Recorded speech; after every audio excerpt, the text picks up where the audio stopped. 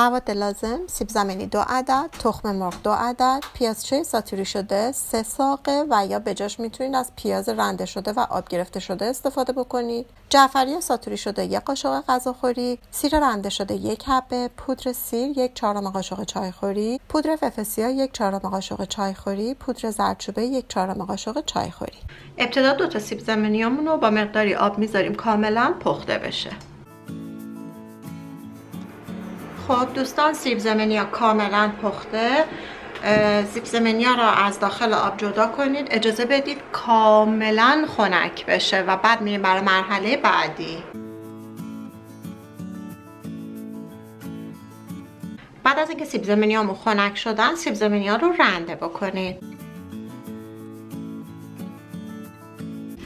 دوستان دقت کنید اگر سیب زمینیاتون کامل خنک نشه و به صورت داغ رنده بکنید، ممکنه کوکو سیب زمینی‌ها کیفیتش خوب از آب در نیاد و وا بره. پس صبر کنید سیب زمینیاتون کاملا خنک بشه. در این مرحله پیازچه های ریز شده رو اضافه میکنیم. تخم مرغ رو اضافه کنید. جعفری ساتوری شده رو اضافه کنید. سیر رنده شده رو اضافه کنید. زردچوبه رو اضافه کنید. پودر فلفل سیاه، پودر سیر و نمک به میزان لازم. تمام مواد رو با هم مخلوط کنید. دوستان در حین مخلوط کردن اگر مایه سیب زمینیتون بسیار زیاد از حد سفت شد، میتونید تخم مرغ بهش بیشتر اضافه کنید. معمولا برای هر یه سیب زمینی تخم مرغ میتونه کافی باشه. نه خیلی باید مایه کوکو سیب زمینیتون شل بشه و نه خیلی باید سفت بشه. دوستان اگر پیازچه خرد شده شما ندارین، به جای پیازچه میتونید از 1 پیاز رنده شده که آبشو گرفتین هم استفاده بکنید.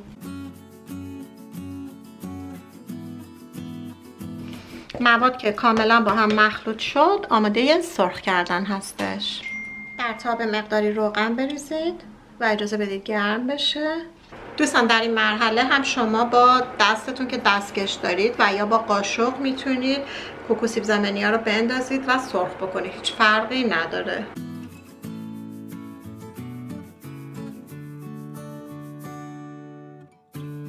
دوستان کوکوهاتون رو خیلی ضخیم نگیرید تا زمانی که سرخ بشن بسیار ترش‌تر و خوشمزه تر میشن.